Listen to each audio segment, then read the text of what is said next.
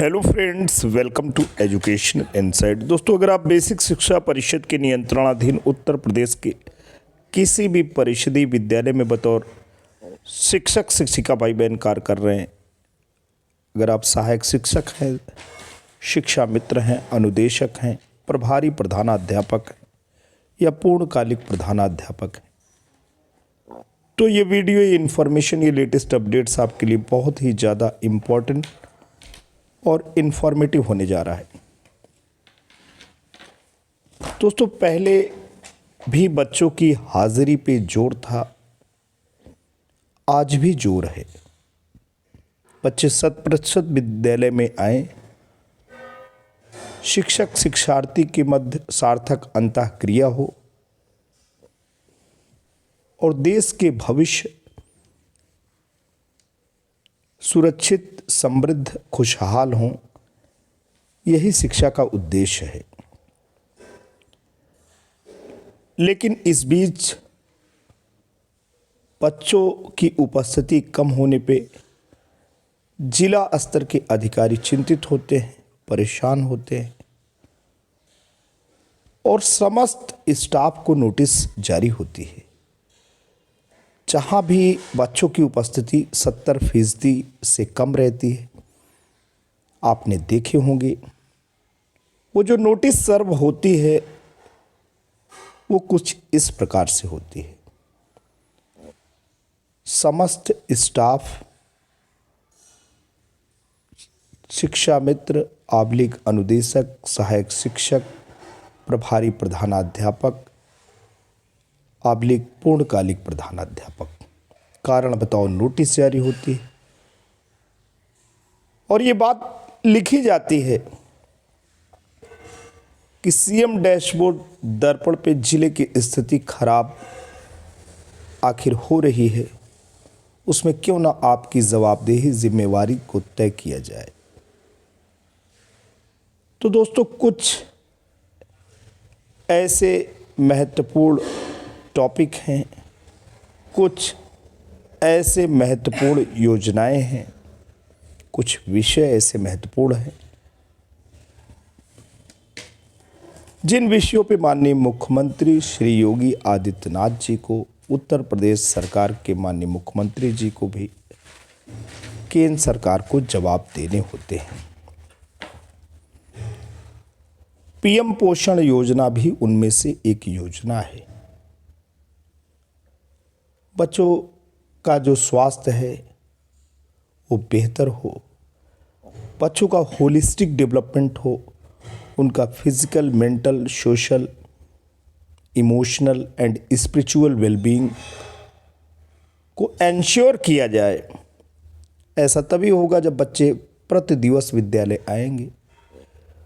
परिषदीय विद्यालय में जो बच्चे पढ़ते हैं वो गरीब, किसान, बेसहारा इंसान, मजदूर और समाज के अलाभित समूह के बच्चे होते हैं। किन्हीं घरेलू या अन्य सामाजिक जो भी उनके अपने कारण हों, कभी कभी ऐसी बातें होती हैं कि बच्चे विद्यालय नहीं आ पाते हैं, उनकी अपनी व्यवस्था, मजबूरी भी हो सकती है। ऐसी स्थिति में बच्चे मध्याह्न भोजन योजना से वंचित भी हो जाते हैं और ये वंचन सीएम डैशबोर्ड दर्पण पे जिले की जो ग्रेडिंग है उसको खराब कर देता है। इसीलिए इतना जोर है, इसीलिए इतनी बातें होती हैं। बेसिक शिक्षा परिषद के नियंत्रणाधीन जो परिषदीय विद्यालय है,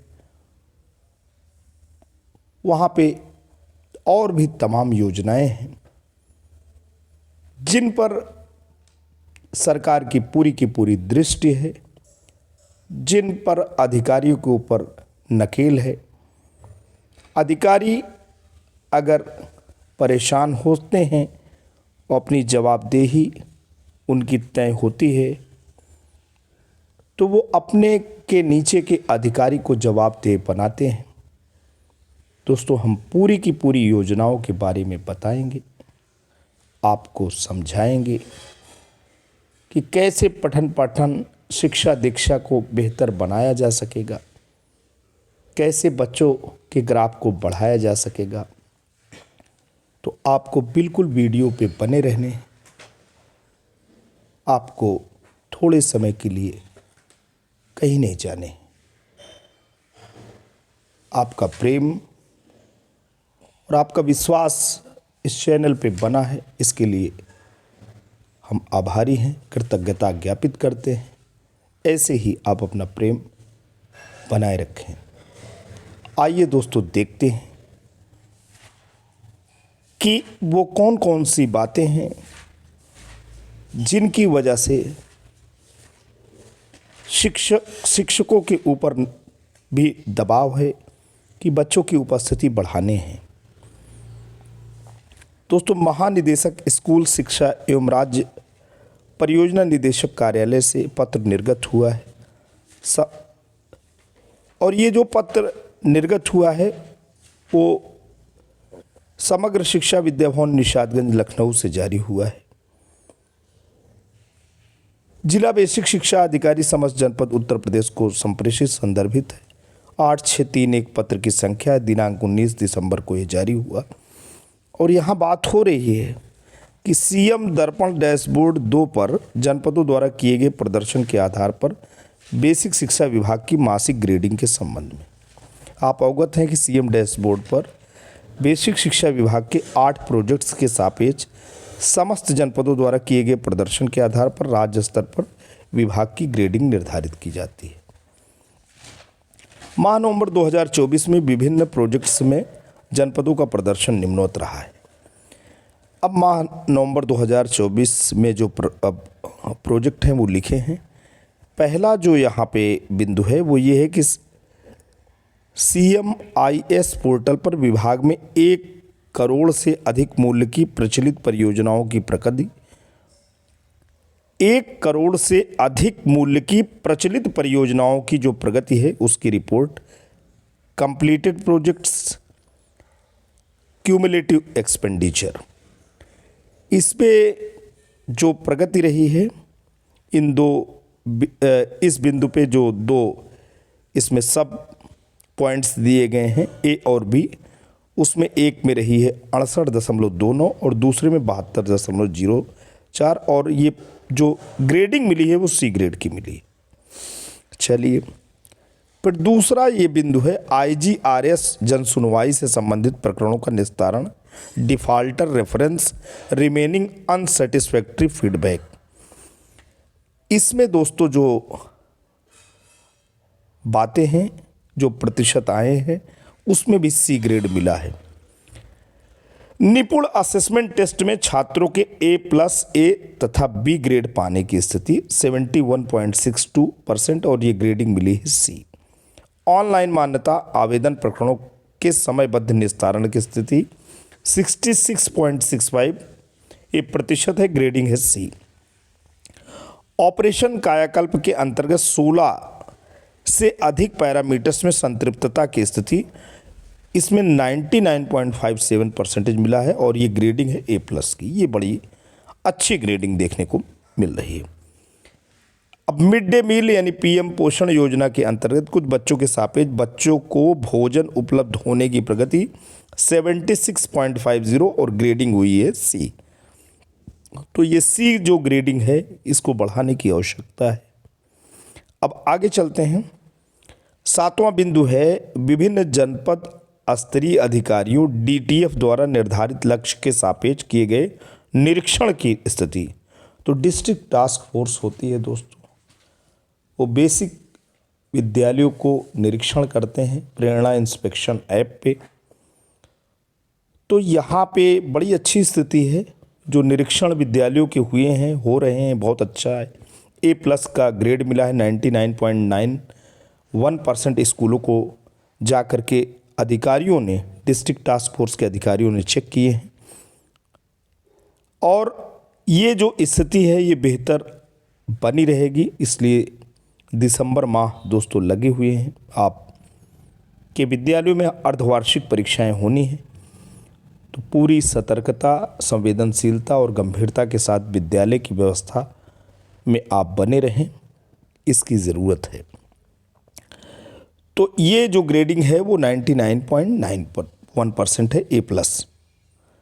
अब मानव संपदा पोर्टल पर अवकाशों का समयबद्ध निस्तारण 90.08 C ग्रेड मिला है।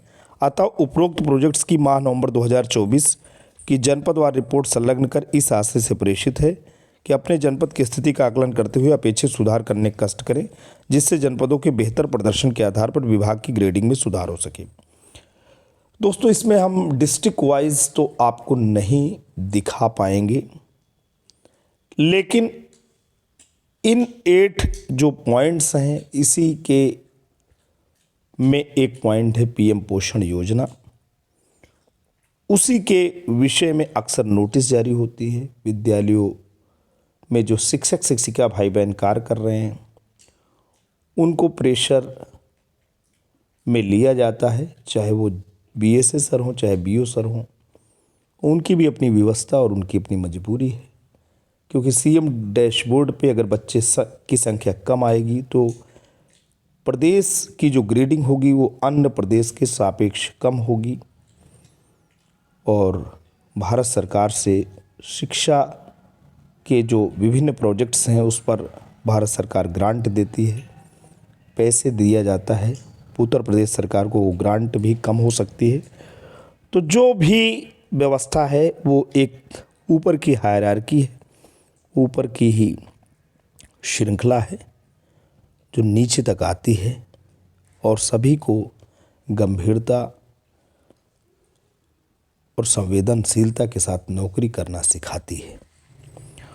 तो आज के लिए दोस्तों इतना ही। वीडियो इन्फॉर्मेशन लेटेस्ट अपडेट आशा करता हूँ आपको अच्छा लगा है तो लाइक शेयर और सब्सक्राइब करें। जल्द आपके समक्ष एक नए वीडियो को लेकर पुनः हाजिर होते हैं। तब तक के लिए जय हिंद, वंदे मातरम।